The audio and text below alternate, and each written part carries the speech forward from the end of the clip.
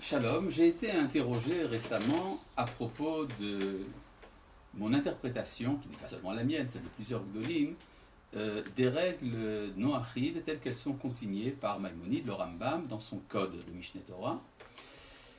Et je voudrais signaler des divergences d'interprétation de ces textes. Il est important, quand on enseigne les règles noachides, de savoir qu'il y a une compilation de ces règles dans la littérature rabbinique, entre autres dans le Talmud, et également, de manière très étendue, dans le Mishneh Torah de Maïmonide.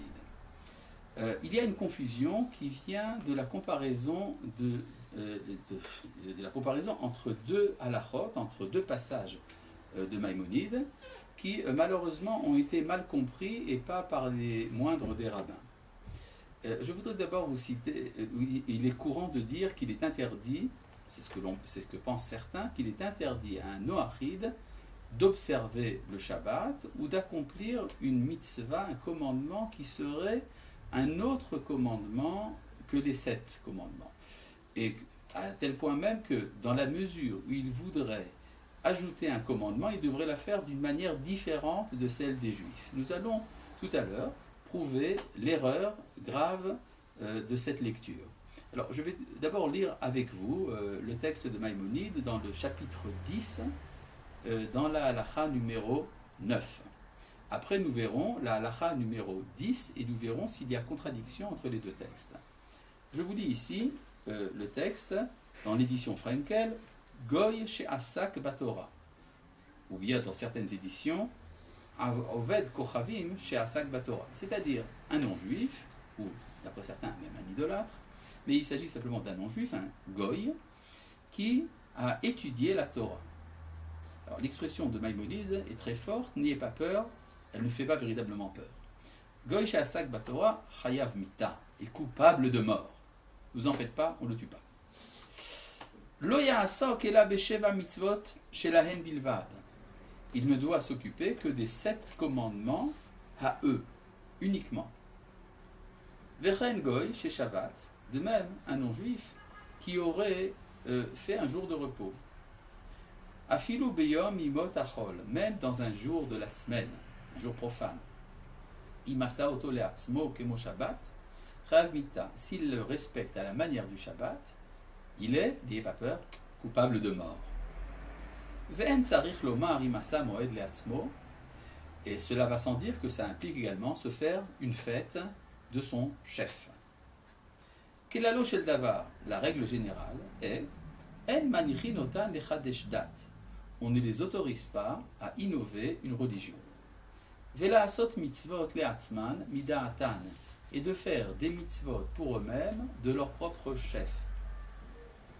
Et là, oye ger tzedek, il doit soit se convertir, vikabel kol mitzvot, et accepter l'ensemble des mitzvot, oyamod betorato, ou bien il doit rester dans le cadre de sa Torah, velo yosif, velo yigra, ni ajouter ni supprimer, veimasak batora, au Shabbat, au chidesh davar, mais si il s'est occupé de la Torah, ou bien qu'il a fait le Shabbat, ou qu'il a innové quelque chose, alors il y a sa punition, sa sanction, dont je vous ferai grâce pour l'instant.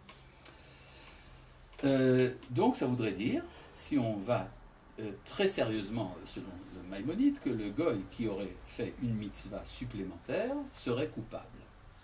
Quelle que soit cette mitzvah, et ça n'implique pas seulement l'étude de la Torah ou du Shabbat, ou même une fête, parce que par la suite il dit, s'il innove quoi que ce soit, ça voudrait donc dire, n'importe quelle mitzvah serait interdite au Béné Noir, d'après ceux qui lisent ce texte de cette manière. Là arrive immédiatement le texte qui dit exactement le contraire. Je lis ici dans la halakha numéro 10. Ben Noach, sheratza la'asot mitzvah mish'ar mitzvot haTorah kedei lekabel sachar. En monin oto la'asot ota ki'ilchata. Un fils de Noé qui a voulu faire une mitzvah des autres mitzvot de la Torah afin d'en être récompensé, on ne l'empêche pas de l'accomplir selon les règles de la halakha. Alors c'est quoi des autres mitzvot? Alors certains ont pensé que ça voulait dire autre que le Shabbat et la Torah. Mais c'est absolument insoutenable cette lecture, pour une raison très simple, c'est que Maïmonide n'a pas seulement interdit le Shabbat et la Torah dans la halakha précédente, il a interdit toute mitzvah. Donc c'est quoi ce qui reste? C'est équivalent à zéro.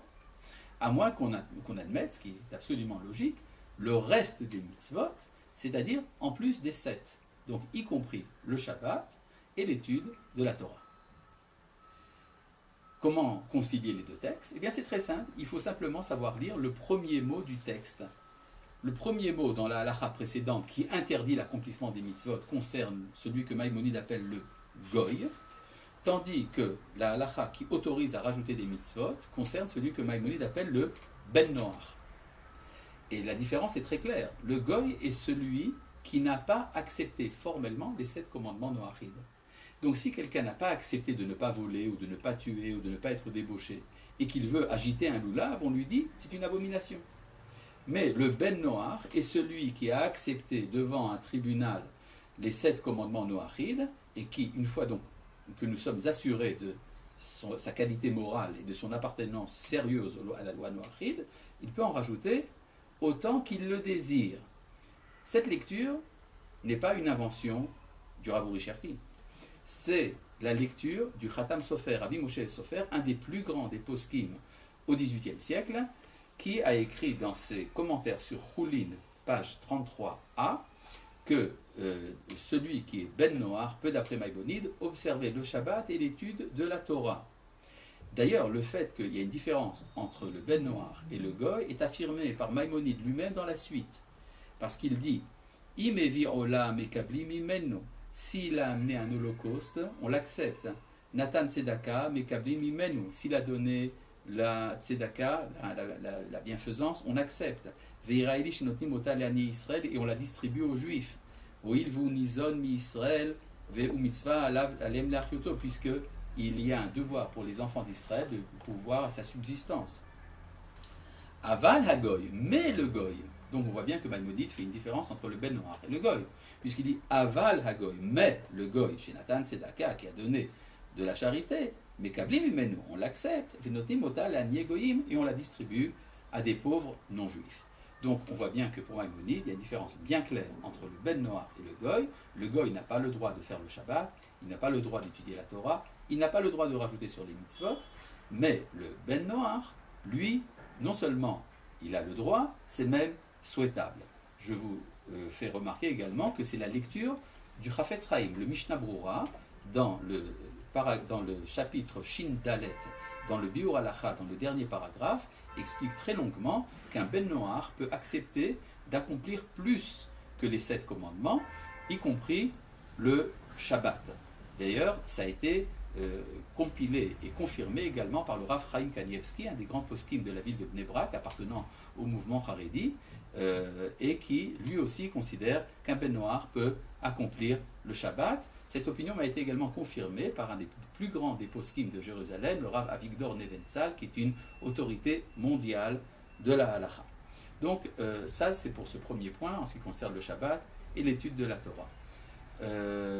Pour ce qui est de la circoncision, on m'a fait remarquer que d'après Maïmonide, il serait interdit à un non-juif de se faire circoncire, bien que dans les règles de la circoncision, au chapitre 3, à la halakha tête, à la halakha 9, le Rambam est dit expressément qu'un non-juif peut faire la circoncision.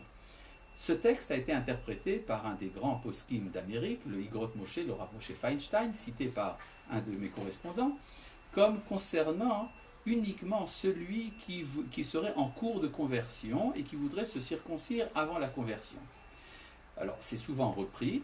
Le problème, c'est que le Rav Moshe Feinstein ignorait une teshuva, une responsa express de Maïmonide, dans lequel il dit que si les non-juifs veulent faire la circoncision pour la mitzvah, pour faire le commandement de Dieu, ils le peuvent, même s'ils restent dans leur gaïout, c'est-à-dire dans leur état de non-juif.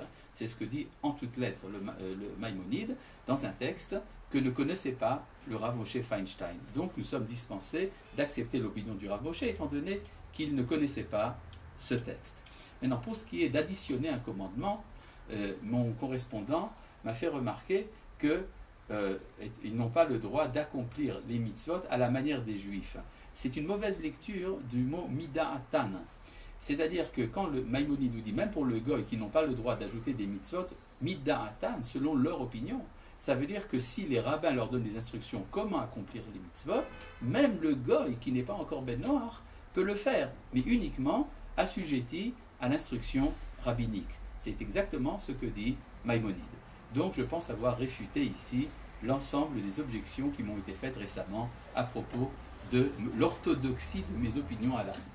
Shalom.